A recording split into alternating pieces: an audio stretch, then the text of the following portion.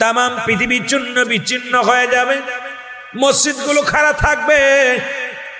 মসজিদ আরজি করবে, আল্লাহ আমার ভিতরে যারা সালাত আদায় করেছিল, আমার যারা দান ধ্যান করেছিল, আমি মসজিদ একটা দাবি করব, আল্লাহ তাদেরকে না নেওয়া পর্যন্ত আমি জান্নাতে যাব না।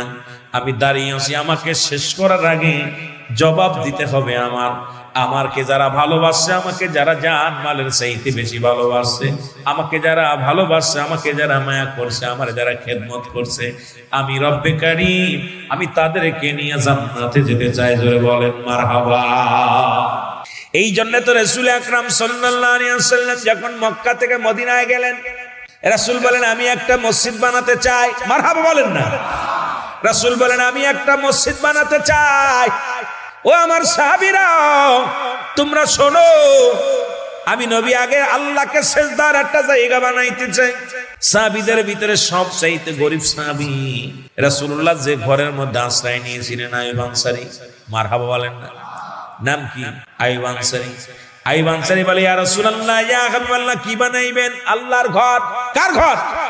এ জোরে বলেন, কার ঘর? আল্লাহর ঘর বানাইবেন। সেহেতু আমি আইয়ুব আনসারী আমার বাড়িটা আমি দিয়ে দিলাম।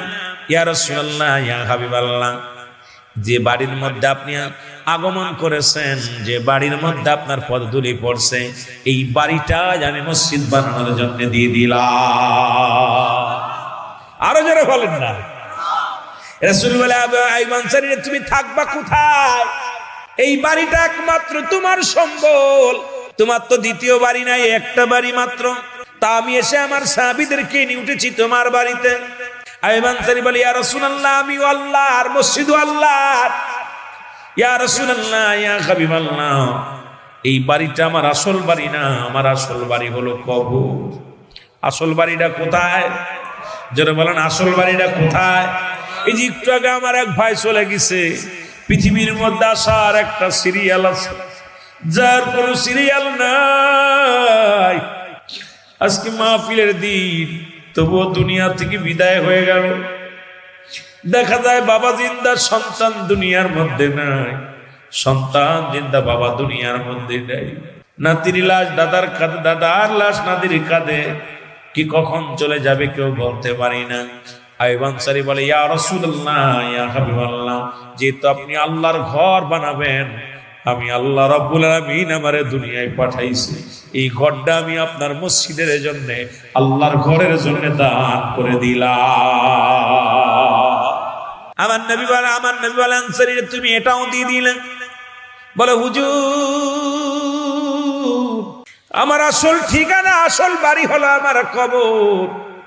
দুনিয়ার ধন সম্পদ, দুনিয়ার দালান কোঠা, দুনিয়ার ধন সম্পদ, দুনিয়ার দণ্ডত্র কিচ্ছু আমি সঙ্গে নিয়ে যেতে পারবো না। ইয়া রাসূলুল্লাহ, ইয়া হাবিবাল্লাহ, আইয়ুব আনসারী, আমি আপনাকে আমি মসজিদ বানানোর জন্য দান করে দিলাম। নবীকে আমি জমি পাইলাম, এখন তোমরা কে কোথায় আসো? যেহেতু আমার আনসারী জমি দিয়েছে, তোমরা আসো। এই মসজিদ নির্মাণের জন্য টাকা লাগবে। কি লাগবে? এইটা মসজিদ নির্মাণের জন্য কিছু কি লাগবে? কাঠ লাগবে, কিছু সামিয়ানা লাগবে, এইটার জন্য কিছু তক্তা লাগবে। কে কোথায় আসো? সাহাবীরা যার যে স্থান থেকে আজকে যেমন আপনারা বন্টন করলেন, এইরকম সাহাবীরা কি করলেন? যার স্থান থেকে কেউ খাজুরের ডাল, যার খাজুর গাছ ছিল, খাজুরের ডালগুলো কেটে আনলেন, খাজুর গাছ নিজের ঘাড়ে করে কেটে আনলেন। আমার সাহাবীরা পাথরগুলো সংগ্রহ করলেন, সুন্দর একটা মসজিদ বানাইলেন, যে মসজিদটা হলো আমার নবীর মসজিদ। জোরে জোরে চিল্লায় বলা যাবে না মারহাবা? আর একটু জোরে। তদ্রুপ আজকে এলাকার মধ্যে যে মসজিদ খানা হয়, বাজারের মসজিদ, 10 জন মিলা যে কথা বলতেছিলাম মনে রাখবে। ও যুবক, দিলের কান্ডা লাগা শুনবা। এবার বাদশা শাহজাহান মসজিদ বানাইলেন, মনে আছে? বাদশা শাহজাহান মসজিদ বানাইলেন, মসজিদে 3 জুম্মা। খবর আসলো, সবাই বলে মসজিদটা ভাঙতে হবে। বাদশা শাহজাহান কয় না, কারণ আমি বেঁচে থাকতে আমার মসজিদের একটা পাথরের ক্ষতি হতে দিব না, একটা ইট ভাঙতে দিব না। এটা যখন প্রতিজ্ঞা করলেন, লোকজনে বলে, বাচ্চা শাহজাহান, তুমি এই এলাকার মধ্যে একজন ভালো ব্যক্তির সন্ধান করো, যার কাছে গেলে ভালো পরামর্শ পাবা, যে মসজিদটা কি করা যায়, কোনভাবে নামাজ আদায় করা যায়, এই গবেষণা করো, তার কাছে যাও, শোনো। এলাকার মানুষ যখন পরামর্শ দিলেন, বাচ্চা শাহজাহান বলে, প্রজারা তোমরা বলো, এই জামানার মধ্যে এমন কি আছে রে, যার কাছে গেলে আমি বাচ্চা শাহজাহান আমার মসজিদটাকে আমার জানের চাইতে বেশি ভালোবাসি রে, এই মসজিদটাকে আমি আমার প্রাণের চাইতে বেশি ভালোবাসি। আমি বেঁচে থাকতে যদি আমার মসজিদে কোনো আঘাত আসে রে, আমি বেঁচে থাকতে যদি আমার মসজিদের উপরে কেউ আক্রমণ করে, ওই বাচ্চা শাহজাহান মেনে নিতে পারবো না। তোমাদের কাছে আমার একটা দাবি, তোমরা এমন কোন ব্যক্তির নাম ঘোষণা করো, যে ব্যক্তির কাছে গেলে আমার মসজিদটা এই অক্ষত অবস্থায় থাকবে, এমন কোন ব্যক্তির নাম জানোনি, যার পরামর্শ অনুযায়ী আমার মসজিদটা সুন্দর থাকবে? জোরে বলেন মারহাবা। নিজামুদ্দিন আউলিয়া, উনি আপনার রাজ্যে একজন ভালো মানুষ, ধার্মিক মানুষ, আল্লাহওয়ালা মানুষ। হুজুর উনার কাছে গেলে সুপরামর্শ পাবেন, সুন্দর পরামর্শ পাবেন। ওনার কাছে গেলে আপনার মসজিদটা কেমনে সুরক্ষিত রাখা যায়, কিভাবে কেবলা নির্ণয় করা যায়, পরামর্শ দিবে বাদশা। বাচ্চা খবর শুনে চলে গেলেন কোথায়? নিজামুদ্দিন আউলিয়ার দপ্তরে। এখন বাংলাদেশের অনেক আলেমরা, আমার দেশের অনেক প্রেসিডেন্ট মানতে চায় না রাজ মুসলমান আউলিয়াদেরকে, কিন্তু বাচ্চা শাহজাহান আউলিয়াদের এত সম্মান করতেন, ভালোবাসতেন। বাদশা শাহজাহান চলে গেলেন আউলিয়ার দপ্তরে। নিজামুদ্দিন আউলিয়া, জোরে জোরে বলেন মারহাবা। কার দরবার? নিজামুদ্দিন আউলিয়া। আরো জোরে বলেন কার দরবার? নিজামুদ্দিন আউলিয়ার দরবারে চলে গেলেন। সালাম দে আল্লাহর ওলি,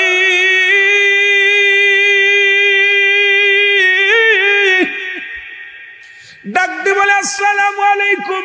আল্লাহর ওলি নিজামুদ্দিন আউলিয়া, আমি আপনার কদমের মধ্যে আছি, আপনি একটু উপায় আমারে বলে দেন। নিজামুদ্দিন ডাক দি বলে, বাচ্চা শাহজাহান, তুমি আমার কাছে কেন আসছো আমি জানতে চাই। আমি হলাম ফকির মানুষ, আমি তো রাজ্যের রাজা নয়, আমি তো দেশের প্রেসিডেন্ট নয়, আমি দেশের এমন কোন সম্পদশালী লোক নয়। আমি হইলাম মৌলার পাগল, আল্লাহর পাগল। এই পাগলের কাছে তুমি কেন আসছো বাচ্চা শাহজাহান? তুমি আমার জলদি বলো, জোরে জোরে বলা যাবে না। আল্লাহু আকবার। বাচ্চা শাহজাহান, তুমি কিসের জন্য আসছো বলো? হুজুর, আমি আসছি আপনার কাছে একটা সুপরামর্শের জন্য।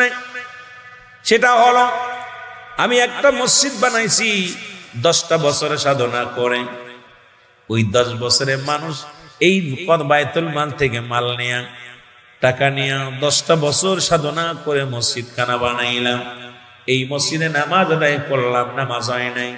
এখন আপনার কাছে পরামর্শের জন্য আসছি, আপনি একটা পরামর্শ আমারে দিয়া দেন। বাদশা শাহজাহান বলে, বাদশা শাহজাহান ডাক দিয়ে বলেন, ও নিজামুদ্দিন আউলিয়া, তাড়াতাড়ি আমার একটা পরামর্শ দাও। নিজামুদ্দিন আউলিয়া কয়, হুজুর আপনার মসজিদটা ভেঙে ফেলেন, ভেঙে আবার নতুন করে বানান। বাদশা শাহজাহান কয়, ও নিজামুদ্দিন আউলিয়া, বাঙ্গা তো দূরের কথা, ওরে আমার মসজিদের একটা ইটের যদি ক্ষতি হয়, আমি বাদশাহ শাহজাহান কোনোদিন মেনে নিতে পারবো না। আমার মসজিদ আঘাত করা মানে আমার কলিজা আঘাত করা। আমি বেঁচে থাকতে আমার মসজিদের গায়ে একটা টুকা মারবে, আমি এটা মানতে পারবো না। জোরে বলে মারহাবা। আজকে সেই ভারতের মধ্যে অসংখ্য মসজিদ গুলো গুঁড়ো করে দিতেছে। এর মসজিদ ভাঙ্গে মন্দির বানায়। ওরে মুসলমান শোনো, এর মুসলমান সারা বিশ্বের বুকে অনেক মসজিদের উপর আক্রমণ হয়, মসজিদ আকসার মধ্যে আক্রমণ হয়।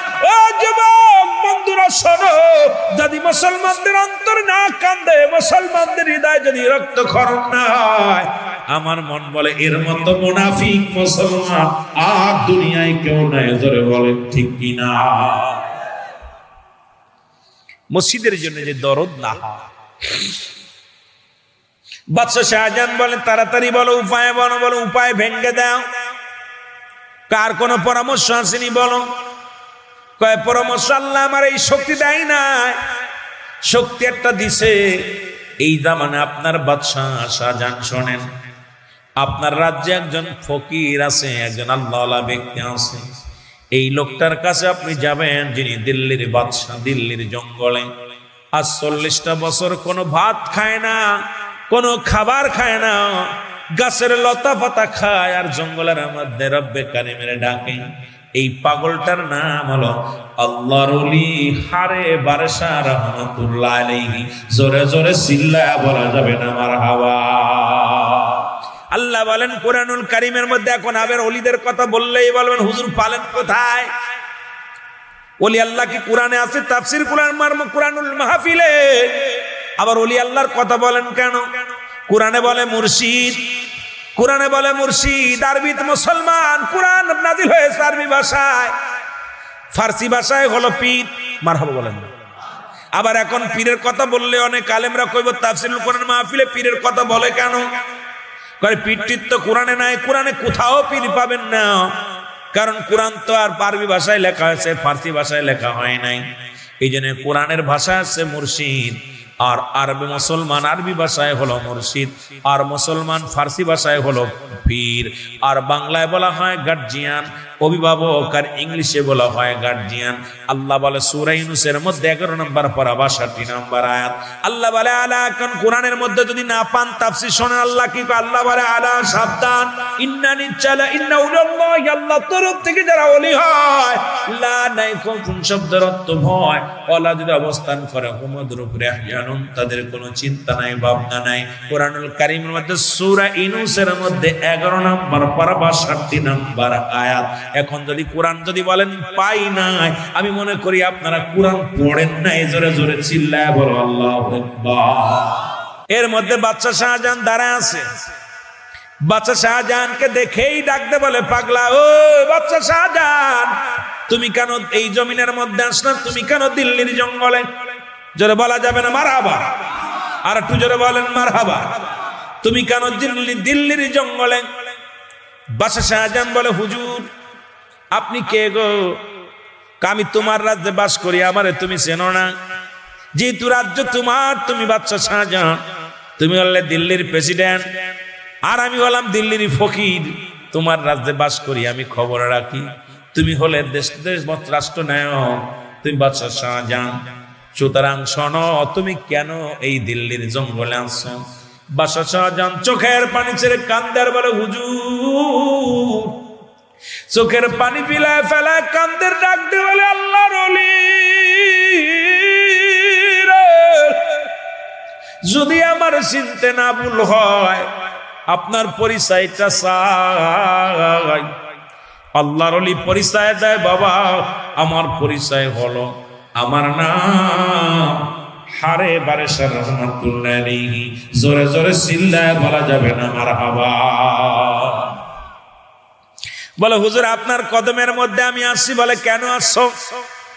বলে হুজুর আমি একটা মসজিদ বানাইলাম 10 বছর সাধনা করে, এই মসজিদটার কেবলা নির্ণয় হয় নাই।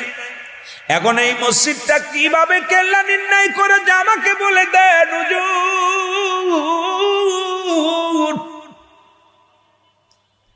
আল্লাহর ওলি কথা হই না হাসি দিছে একটা, এই ব্যাপার নিয়ে আইছো? কও এই কি কোনো ব্যাপার নেই, ও তো মসজিদ এমনি সোজা হয়ে যাবে। সুবহানাল্লাহ বলেন। আল্লাহর ওলি যখন এই কথা বললেন, বাদশা শাহজাহান তাকায় দেখে মানুষটার গায়ে গোস্ত না, একদম দুর্বল মানুষ, গায়ের ভিতরে কোনো গোস্ত নাই, উঁচু লম্বাও বেশি নয়। এই পৃথিবীর মধ্যে সবচেয়ে সাধারণ একটা মানুষ, যেহেতু 40 বছর খানা খায় না, 40 বছর অনাহারে, 40টা বছর জঙ্গলায় বাস করে, লতা পাতায় একমাত্র তার খানা। বাদশা শাহজাহান একবার তাকায় মুখের দিকে, আবার তাকায় উপর দিকে, চিন্তা করে এই লোকটা কি হয়, এই মসজিদ নাকি ধাক্কা দিয়ে সোজা করা কোনো ব্যাপারই না। ডাকতে বলে হুজুর আমার মসজিদটাকে কেবলা নির্ণয় করা লাগবে, আপনি চলেন। ডাকতে বলে বাদশা শাহজাহান যেতে পারি, আমার একটা শর্ত আছে, যদি মানো। কয় শর্তটা কি? শর্তটা হলো আমি মারা যাব, আমি মারা যাওয়ার পর ওই মসজিদের মেম্বারের সামনে আমার কবরটা দিব। বলো তুমি যদি রাজি হও, আমার মনে বড় স্বপ্ন, ওই মসজিদের মেম্বারের সামনে আমি ঘুমাইব। মসজিদে আযান দিবে, ইমাম সাহেব কোরআন তেলাওয়াত করবে, বা সুক্ত কোরআন তেলাওয়াত করবে, আর আমি মসজিদের সামনে শুয়ে শুয়ে শুনব। তুমি যদি আমাকে এই হুকুমটা দাও, এইটা যদি রাজি হও, ও বাচ্চা শাহজাহান, তোমার মসজিদটা আমি কিবলা নির্ণয় করে দিব। জোরে জোরে চিল্লা বলা যাবে না মারহাবা। আমি আস্তে আস্তে আলোচনার মধ্যে ডুবব, কারণ এই পৃথিবীর মধ্যে কোরআন যদি গোটা জাতির জন্য বানাইতেন, গোটা জাতি হিদায়াতের মধ্যে আসতো। এই জন্য কোরআনের মধ্যে মজার একটা বিষয়, একমাত্র হেদায়েত প্রাপ্ত বান্দাদের জন্য হলো কিতাব কোরআন। আর এই কোরআন যারা বোঝে তারা নবীর প্রতি তাদের ভালোবাসা আছে, কোরআন যারা মানে নবীর উপরে ভালোবাসা তাদের আছে, কোরআনের প্রতি যাদের জ্ঞান আছে, রাসূলের প্রতি তাদের ভালোবাসা আছে, কোরআনের প্রতি যাদের সম্মান আছে, নবীর প্রতি তাদের সম্মান আছে। কারণ নবী হলো মুমিনের ঈমান। জোরে জোরে চিল্লায় বলেন মারহাবা। আর একটু জোরে জোরে চিল্লায় বল আল্লাহু আকবার। আর একটু জোরে চিল্লায় বল আল্লাহু আকবার। এখন আমার দেশে অসংখ্য আলেম ওলামা বলতেছে কোরআনের মধ্যে ভুল আছে। সেই ভুলটা ধরতে যায় ছোট্ট একটা সূরা। কারণ আপনাদের ইমাম সাহেব যখন সূরা পড়ে, সূরা ইখলাস, সূরা নাস, সূরা ফালাক, ছোট্ট ছোট্ট সূরাগুলো পড়ে, তেলাওয়াত করে, আমার দেশের সাধারণ পাবলিক গুলো, সাধারণ মুসল্লি গুলো এই কোরআনটাকে মুখস্থ করে ফেলে। এখন আমার দেশের তথাকথিত কিছু আলেম নাস্তিকদের সঙ্গে হাত মিলায়া, অমুসলিমদের সঙ্গে হাত মিলায়া তারা বলতেছে কোরআনের মধ্যে একটা সূরা জাল, যেটা হলো সূরা ইখলাস। আমার সাথে সাথে পড়েন বিসমিল্লাহির রাহমানির রাহিম। কুল হুয়াল্লাহু আহাদ, আল্লাহুস সামাদ, লাম ইয়ালিদ ওয়া লাম ইউলাদ ওয়া লাম ইয়াকুন লাহু কুফুয়ান আহাদ। জোরে জোরে চিল্লায় বলা যাবে না মারহাবা। আল্লাহ ডাক দে বলে, হাবিব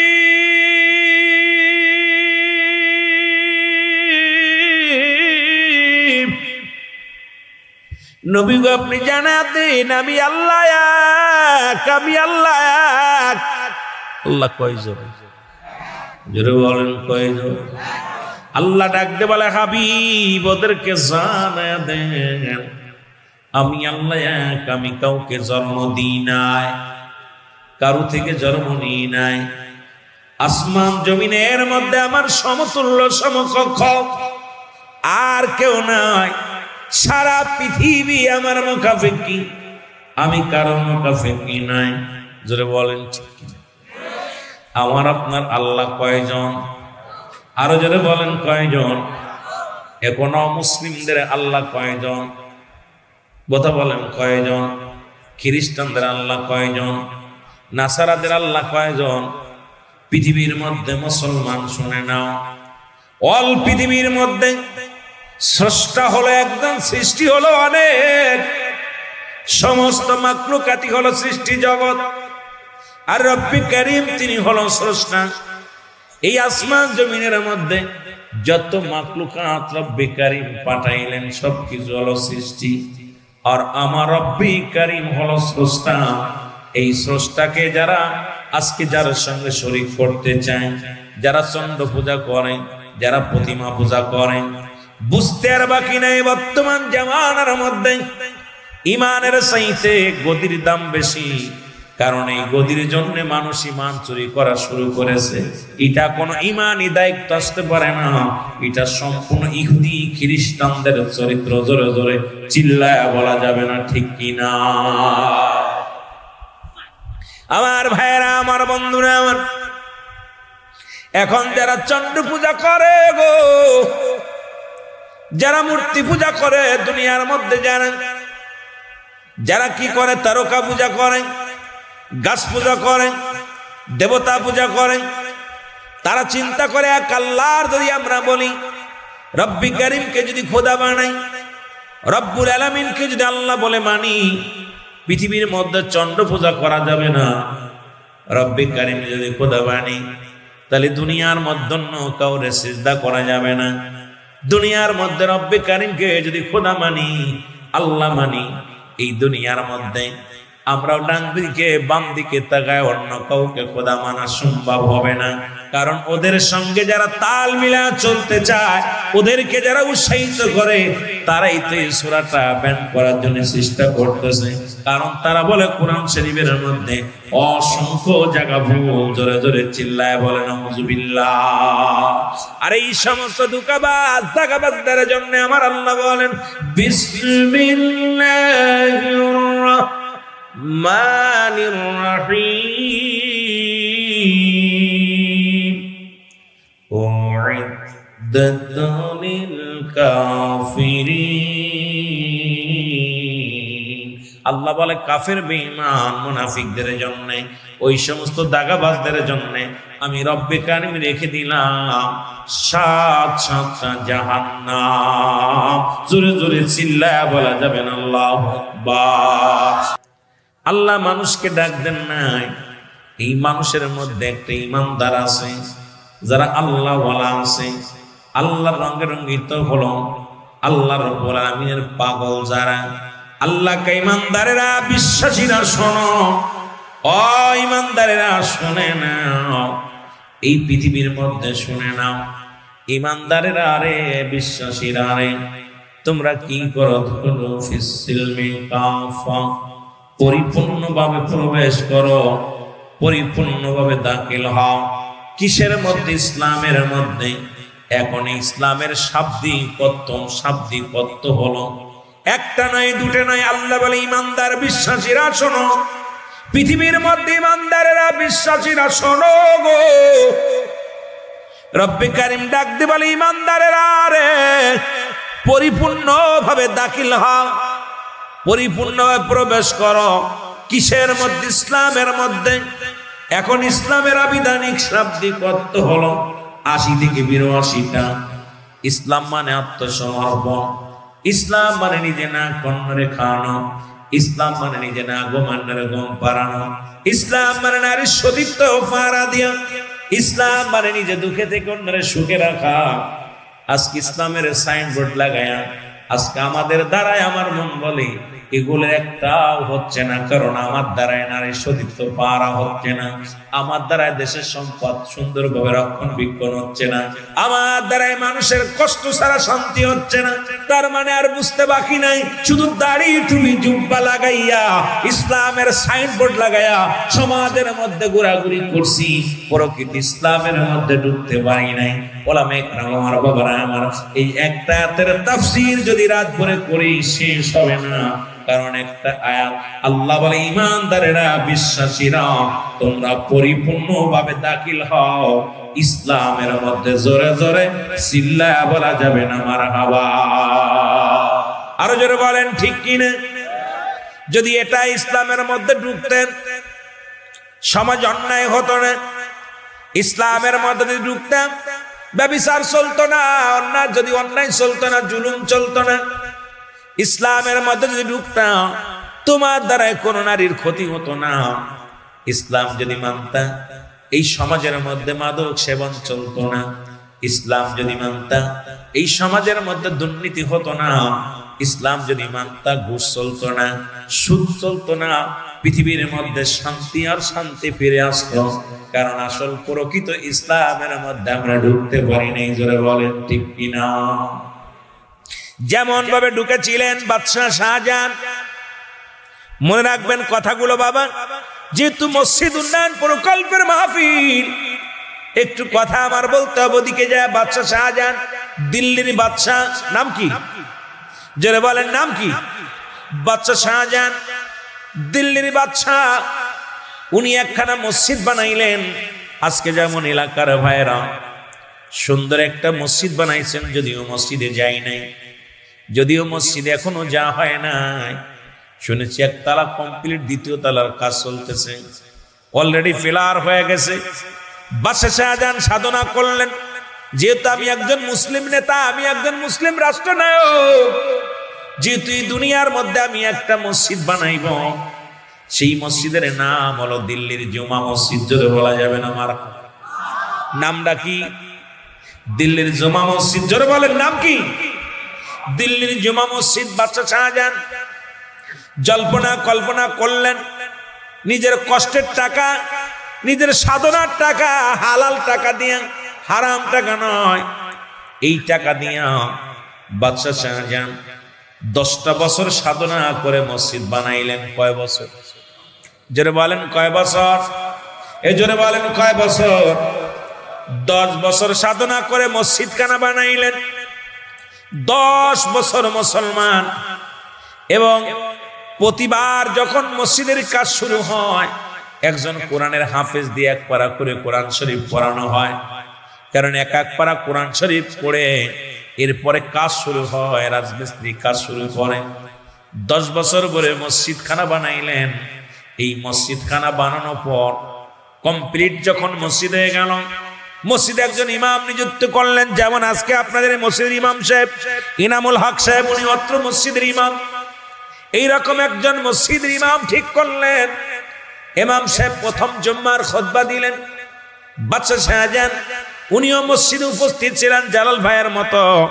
আমার ভাইয়েরা গভীর মনোযোগ আব্দুল জলিল সাহেবের মতো উনিও মসজিদে কমপ্লিট ছিলেন, উপস্থিত ছিলেন।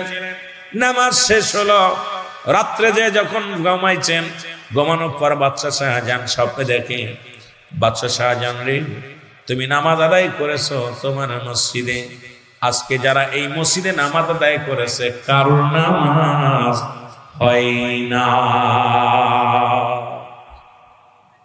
আল্লাহু আকবার বলেন না। নামাজ কারোর হয় নাই। বাদশাহ শাহজাহান চিন্তায় পড়ে গেল, এত কষ্ট করে এত সাধনা করে মসজিদ বানাইলাম, এত সাধনা করে মসজিদ বানাইলাম রে, এখন এই মসজিদে নামাজ আদায় করলাম, নামাজ হয় নাই। কারণ শরিয়াতের কিবলা হলো কাবা, দুজানের কিবলা রাহমাতুল লিল আলামিন, মুনাজাতের কিবলার শাহজিম।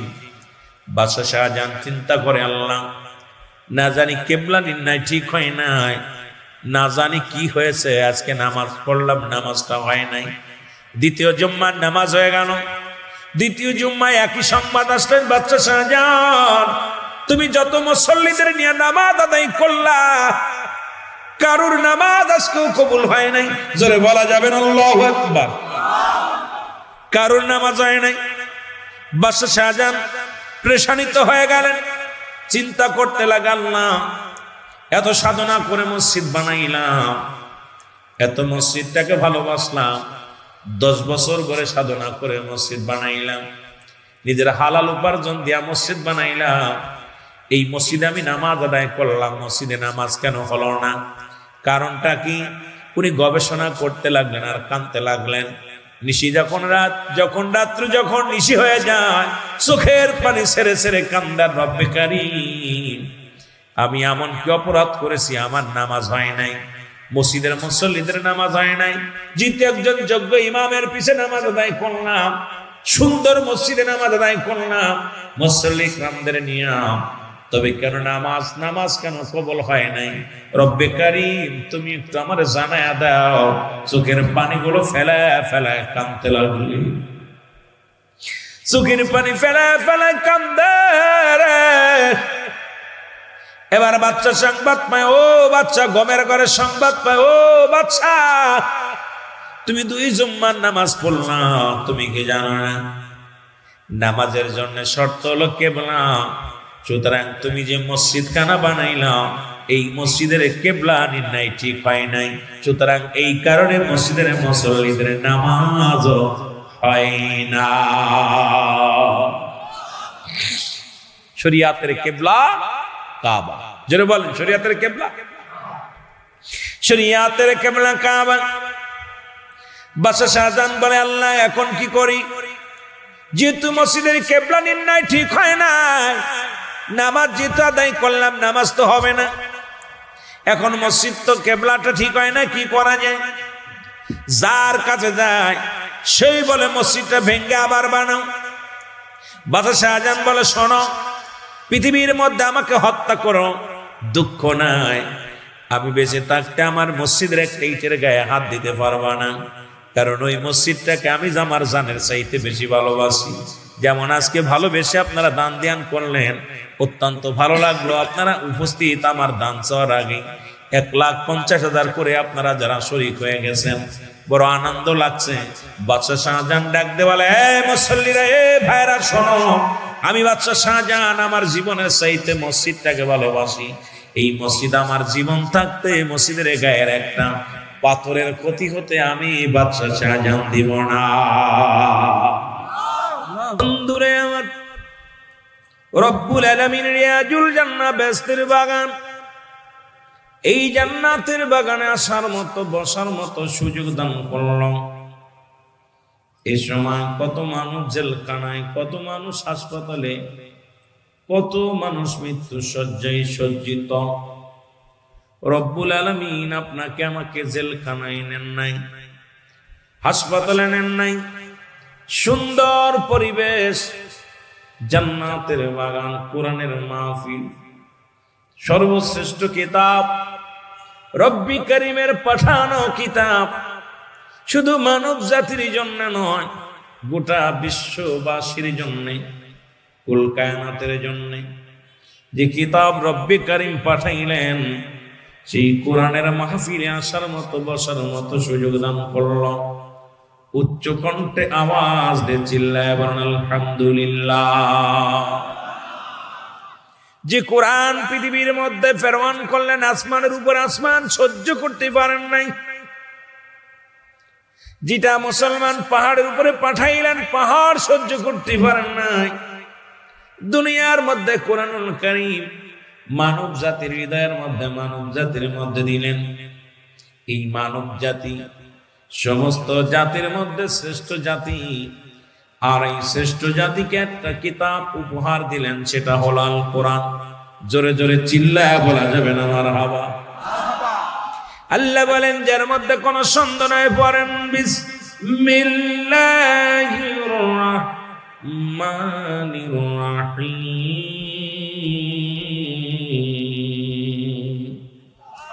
যালিকাল কিতাবু লা রাইবা ফীহি। জোরে বলেন মারহাবা। আল্লাহ বলেন, জালিকাল, যার মধ্যে, কিতাবের মধ্যে, যার মধ্যে কোনো সন্দেহ নাই, যার জবরের ভুল নাই, যার জেরের ভুল নাই, যার নুক্তার ভুল নাই। পৃথিবীর মধ্যে এমন একটা কিতাব যা দুনিয়ার মধ্যে মানুষেরা লেখলেন, কবিরা লেখলেন, হাজার হাজার ভুল আছে, হাজার হাজার ভুল থাকতে পারে, কিন্তু রব্বে কারীম যে কোরআনুল কারীম আপনারা আমার জন্য পাঠাইলেন, এটা কোনো হক্কর ভুল নাই, কোনো জেরের ভুল নাই, কোনো নুক্তার ভুল নাই। যুগে যুগে কত মুনাফিকেরাই কোরআনের আয়াত লেখার জন্য চেষ্টা করেছে। দীর্ঘ 63 বছর পরে রাহমাতুল লিল আলামিনের কাছে, ও মুসলমান, 23টা বছর পরে, এই 63 বছরের জিন্দেগি রাহমাতুল লিল আলামিন, দীর্ঘ 13টা মুসলমান, 23টা বছর পরে যে কোরআনুল কারীম রব্বে কারীম আপনার আমার কল্যাণের জন্য পাঠাইলেন, যেটা গোটা কুল কায়নাতের জন্য, গোটা বিশ্ববাসীর জন্য। কিন্তু এখন বুঝতে পারি বিশ্ববাসী কেন কেন আজকে মুনাফিকি করে, কারণ আল্লাহ বলেন এই কিতাবটা হলো একমাত্র মানবে কার। আল্লাহ বলেন হুদাল লিল মুত্তাকিন। জোরে জোরে চিল্লায় বলা যাবে না মারহাবা। আল্লাহ বলেন এটা হিদায়াত প্রাপ্ত বান্দাদের জন্য, মানুষের জন্য নাই। কারণ মানুষের মধ্যে আল্লাহ মিনান নাস, মানুষের মধ্যে মাকুল, তারা বলবে আমান্না, তার ঈমান আনছে বিল্লাহি আল্লাহর প্রতি, অবিলা কিরাতের প্রতি বিশ্বাস স্থাপন করছে। ওমা হুম বিমুমিনিন,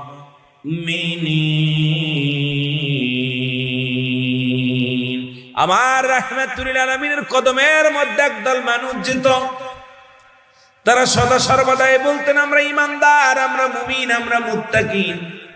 আজ বুঝতে আর বাকি নাই, কারণ কোরআনের প্রতি অবমাননা করা হয়, কোরআনের প্রতি ভুল ধারণা দেয়া হয়। কোরআনকে নিয়ে গবেষণা করতে যাইয়া পৃথিবীর মধ্যে, কোরআন গবেষণা করতে যাইয়া পৃথিবীর মধ্যে অসংখ্য মুসলিমেরা মুসলমান হয়েছে। আর আমার দেশের মুসলমান বাবারা, মুসলমান আলেম ওলামা সেই কোরআনের ভুল নিয়ে ব্যস্ত আছে। জোরে জোরে চিল্লায় বলেন ঠিক কিনা? বাচ্চা শাহজাহান বলে আমি রাজি, মারহাবা বলে আরো জোরে। কয় তাহলে চলো। হুজুর কাপড় চোপড় গুছাই নিবেন না? কয় বাবা আমি এক কাপড়ে জীব দীর্ঘদিন। কিসের কাপড় বাবা? কারণ এই দুনিয়া ক্ষণস্থায়ীর জন্য, চিরস্থায়ী হলো আমার কবর। সুতরাং আমি পাগল মানুষ, আমি রব্বে কারীমের পাগল। এই দুনিয়ার মধ্যে কিসের পোশাক, কিসের সম্বল, কিসের কম্বল? কারণ একই কাপড়ে গাইলাম, একই কাপড়ে এক মুসলমান। শুনে নাও এরে আম্মা জান হাফসা বলেন, পৃথিবীর মানুষ শোনো, আমার রাসূল শীতের রাত্রে একখানা চাদর যা গায়ে বিছানা দিতেন, অর্ধেক গায়ে বিছায় পড়তেন, আর একটু বিছনা বানাইতেন। সেই নবীর উম্মত হইয়া দুনিয়ার মধ্যে রব্বে কারীমের কাজ করতে চাই না। আমার মতো বোকা, আমার মতো মুসলমান, আমার মতো বোকার দুনিয়ার মধ্যে আর কেউ নাই। জোরে বলেন ঠিক কিনা? এবার বাচ্চা শাহজাহান নিয়ে গেলেন, কারে নিয়ে গেলেন? পাগলারে নিয়ে গেলেন। যা লোকজন ডাক দেন, কোথায় আমার রাজ্যের বউ, রাজ্যের মানুষেরা শোনো, আজকে এমন একজন ব্যক্তি আনছে যিনি মসজিদ ধাক্কা দিয়ে সোজা করে দিবেন। উজির, এমপি, মন্ত্রী সবাই হাজির হয়ে গেছে সামনে। বাচ্চা শাহজাহান বলে হুজুর, বাচ্চা শাহজাহানকে ডাক দে, বলে হুজুর কোন লোকে সোজা করবে? বলে এই লোকটা। সবাই হাসে, হুজুর আপনার মাথা নষ্ট হয়ে গেছে, কারণ যাকে আপনি আনছেন তার গায়ে বল নেই, দাঁড়াতে পারে না। এই লোকটা মসজিদ ধাক্কা দিয়ে সোজা করে দিবে, কেমনে মানা যায়?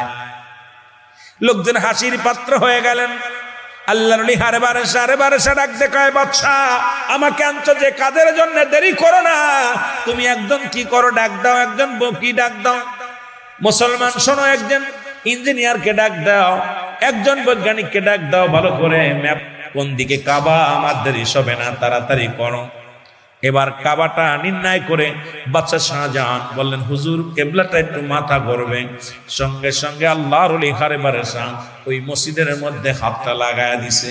হাতটা লাগায় দিয়ে চিৎকার মেরে বলে, রব্বি কারীম,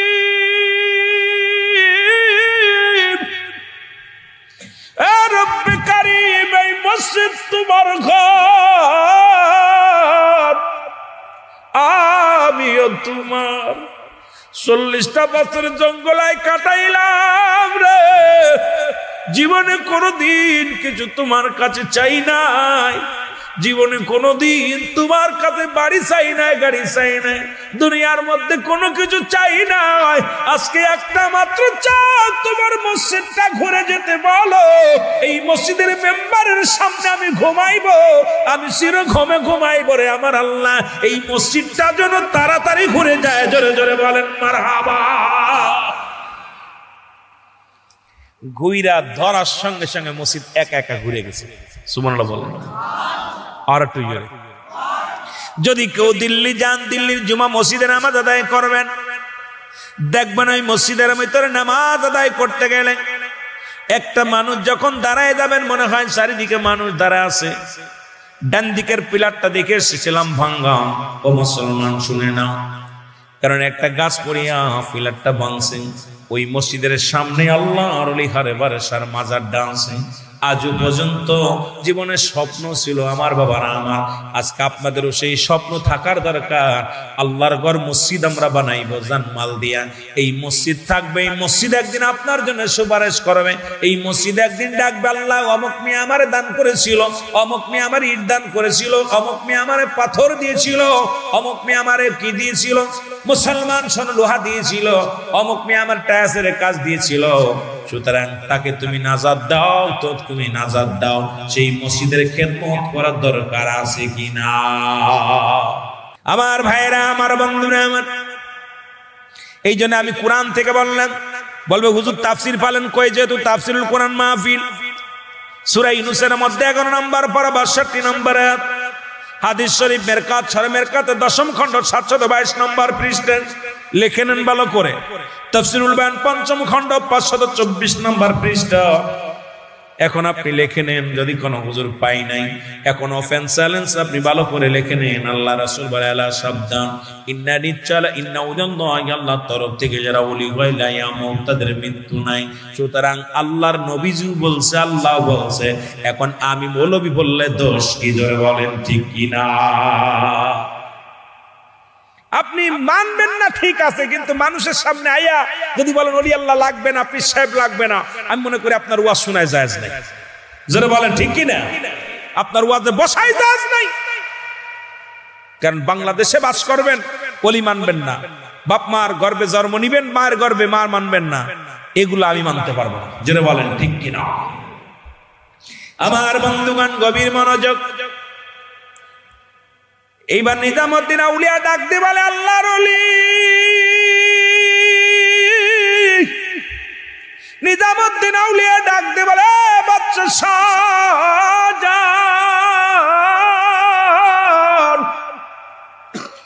তুমি আমার রব্বে কারিমের ভালোবাসা দেখে আমি বড় মুগ্ধ হয়ে গেলাম। তুমি আমার রব্বে কারিমের মসজিদটাকে এত ভালোবাসো, তুমি আমার রব্বে কারিমের মসজিদটাকে এত মায়া করো। ও বাচ্চা শাহজান, দিল্লির জঙ্গলে একজন পাগল বাস করে, সেই পাগলের কাছে তুমি চলে যাও। সেই পাগলটার নাম হলো আল্লাহর ওলি হারে বারেশা রহমাতুল্লাহ আলাইহি। জোরে জোরে চিল্লায়া বলা যাবে না মারহাবা।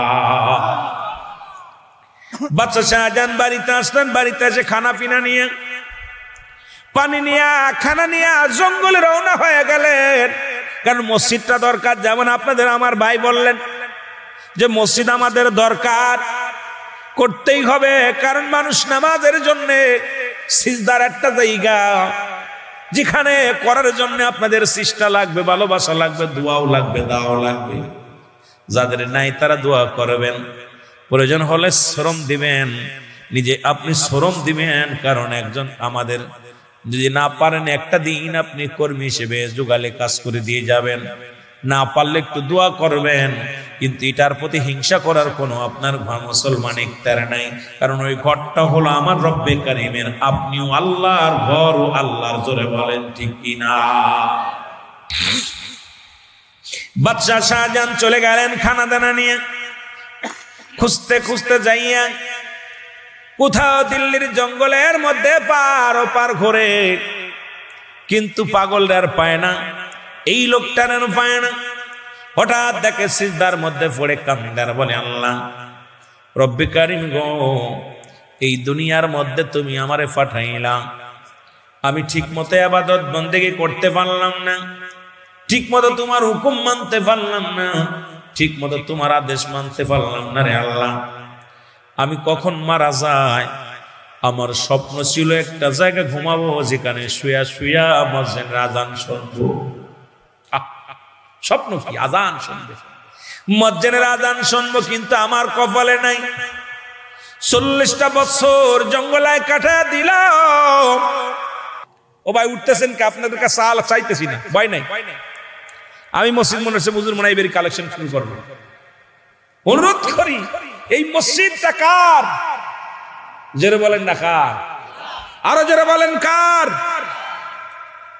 এটা আপনি দিলেও হবে, না দিলেও হবে। 2 বছর পর হোক, 5 বছর হোক, দেখছেন কোথাও মসজিদ পড়ে আছে, আপনি যত উঠে যান কিচ্ছু যায় আসে না। কোন পাগলের মনের ভিতরে লাগাই দিবে আল্লাহ পাগলামি? পাগলে একা একা সব আমি করবো। জোরে বলেন ঠিক কিনা? দেখছেন না পড়ে আছে কোন মসজিদ? কথা বলেন, পড়ে আছে? একভাবে না একভাবে হয়ে যায়। হয়তো 2 দিন সামরিক কিছু কষ্ট হয়, রব্বে কারিমের ইজ্জত ওই ঘর, এটা এমন ভাবে উঠবে আপনি কল্পনাও করতে পারেন। এমন একটা দিন আসবে দান করার জায়গা পাবেন না। এমন একটা সময় আসবে দান করার সময় পাবেন না। এই যে ব্যক্তি চলে গেল, তিনটা জিনিস কাজে লাগবে। নাম্বার 1 নেক আমল, নাম্বার 2 সদকায়ে জারিয়া, নাম্বার 3 নেককার সন্তান। জোরে বলেন না মারহাবা, আরো জোরে বলেন, আরো জোরে বলেন। এই যে লোকটা চলে গেল, ওনার আমলের দরজা বন্ধ হয়ে গেছে, কি ঠিক কি না? আমলের দরজা বন্ধ হয়ে গেছে। এখন তিনটা জিনিস লাগবে। নাম্বার 1 নেক আমল, যা করে গেছে এটা কাজে লাগবে। নাম্বার 2 সদকায়ে জারিয়া, মসজিদ, মাদ্রাসা, স্কুল, কলেজ, যা কিছু দুনিয়ার মধ্যে উন্নয়ন প্রকল্প আল্লাহর রাস্তায় যা করে গেলেন সমাজের জন্য, এটা কাজে লাগবে। নাম্বার 3 আমার জীবন, আমার মরণ, আমার জিন্দেগি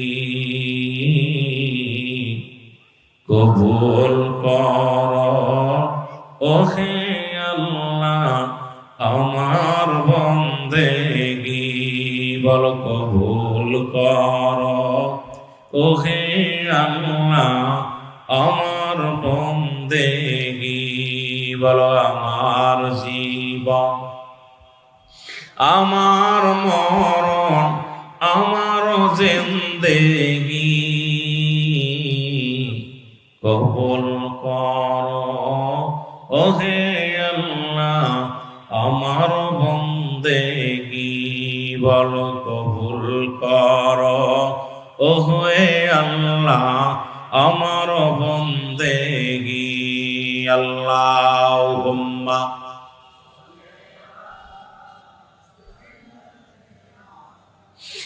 মাওলানা মুহাম্মাদ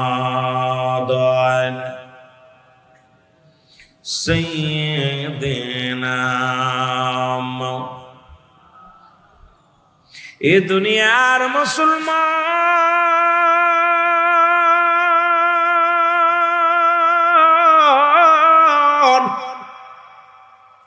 যে কথাগুলো বলি দিলের কান্ডা লাগা শোনো গো। মহব্বতের সঙ্গে দুরূদ শরীফ পড়েন। আল্লাহুম্মা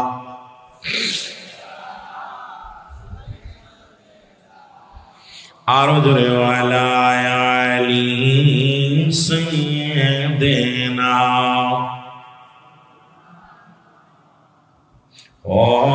ওইনি গো হবে না গো এমন সজন,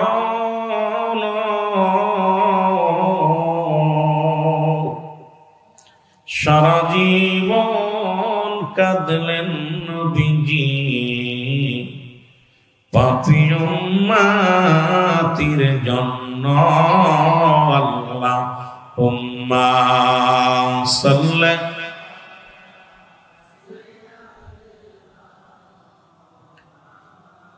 মারহাবা, আরো জোরে ওয়ালা আলি সাইয়্যিদিনা।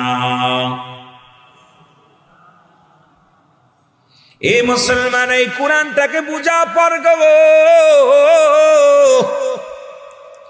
আল্লাহ বলেন ইয়া আইয়ুহাল্লাযীনা আমানু, ঈমানদারেরা বিশ্বাসীরা শুনে নাও। আল্লাহ যদি বলতো ইয়া আইয়ুহান নাস, মানুষ সম্প্রদায়, বেশি প্রয়োজন নাই। একটা বিষয় নিয়ে কথা বলতে গেলে আল্লাহ ডাক ইয়া আইয়ুহান নাস বলেন। নাস শব্দের অর্থ মানুষ। নাস শব্দের অর্থ কি? মানুষ। আল্লাহ বলি ইয়া আইয়ুহাল্লাযীনা আমানু, ঈমানদার বিশ্বাসীরা। আল্লাহ কিন্তু নাসরে মানুষদের ডাক দেন না, ডাক দিয়েছে কাদের? ঈমানদারদেরকে। যেমন একটা আমলিক, একটা বিএনপি, একটা জামাত, একটা তাবলিগ, এরকম দল আছে আমার দেশে। রব্বি কারীমের কাছে প্রিয় দল হলো ঈমানদার। জোরে বলেন না মারহাবা, আরো জোরে বলেন। প্রিয় প্রিয় প্রিয় কি? প্রিয় বান্দা বান্দি হলো ঈমানদারেরা। মারহাবা বলেন। আল্লাহ বলে ঈমানদারেরা, বিশ্বাসীরা, তোমরা পরিপূর্ণভাবে প্রবেশ করো। হাফ ডুববা, হাফ না, অর্ধেক ডুববা, অর্ধেক ডুববা না, শিখি ডুববা, কিছু মানবা কিছু মানবা না, এটা চলবে না। পরিপূর্ণভাবে ঈমানদারেরা ঢুকবে কিসের মধ্যে? জোরে বলেন কিসের মধ্যে? আর একটু জোরে বলে কিসের মধ্যে? ইসলামের মধ্যে। কিসের মধ্যে? ইসলামের মধ্যে। এখন ইসলামের আবিধানিক অর্থ, শাব্দিক অর্থ, ইসলাম মানে আত্মসমর্পণ, ইসলাম মানে শান্তি, ইসলাম মানে একত্ববাদ, ইসলাম মানে নিজে না অন্যরে খাওয়ানো, ইসলাম মানে নিজে না ঘুমানোর ঘুম পাড়ানো, ইসলাম মানে নারীর সতীত্ব পাহারা দেওয়া, ইসলাম মানে নিজ দুঃখে থেকে অন্যরে সুখে রাখা। এখন ইসলামের মধ্যে ঢুকা পরও যদি আমাদের চরিত্র কন্ট্রোল না হয়, ইসলামের মধ্যে ঢুকে মুসলমান হওয়া পরও যদি আমাদের পরিবর্তন না হয়, বোঝা গেছে আমরা এখনো মুসলমান, ইসলামের মধ্যে ঢুকতে পারি নাই। জোরে বলেন ঠিক কিনা? এখন ওলি আল্লাহর কথা কইতেছি তো অনেকে কইতে পারে হুজুর তাফসির মাহফিল আবার ওলি আল্লাহদের টানিয়ে আনে কেন? কোন আমাদের তো আমার দেশের বক্তা তো তাফসির করা শুরু করলে আর ওলি আল্লাহদের লাগে না, কিন্তু বাংলাদেশে আনছে তো ওলি আল্লাহ। পিতা মাতা যদি না আইলো তুই কইতে আইলি? পিতা মাতাই তো আমাদের আগে। জোরে বলেন ঠিক কিনা? আব্বার মা না থাকলে আমি আইতাম কই? কথা বলেন। আমাকে দুনিয়া আনার জন্য ভূমিকা বাবা মায়ের কম আছে? কথা বলেন। ভাইজান ওয়াজ করছে, ভাইজান পিতা মাতার একটু ওয়াজ করবেন, কিন্তু সময় যদি পাই যাবে। এই পিতা মাতা ছাড়া কোনো গতি আছে আসার মতো? যদিও আসে জারস, তাও তো একজন বাবার মাধ্যম লাগে। জোরে বলেন ঠিক কিনা? এখন বাংলাদেশে ইসলাম যারা আমরা প্রচার করতেছি, খোদার কসম করে বলি, এই ইসলামটা মানার আগে ওলি আল্লাহ না মানে যদি ইসলাম মানেন, আমি মনে করি আপনি সঠিক ইসলামের মধ্যে নাই। কারণ এই বাংলার জমিন ইসলাম আনছে আল্লাহর ওলিরা। জোরে বলেন ঠিক কিনা? আরো জোরে বলেন ঠিক কিনা? আপনি মানেন চাই না মানেন কিচ্ছু যায় আসে না। আমার এদেশে ইসলাম আনছে কে? আনছে আল্লাহর ওলিরা। জোরে বলেন মারহাবা।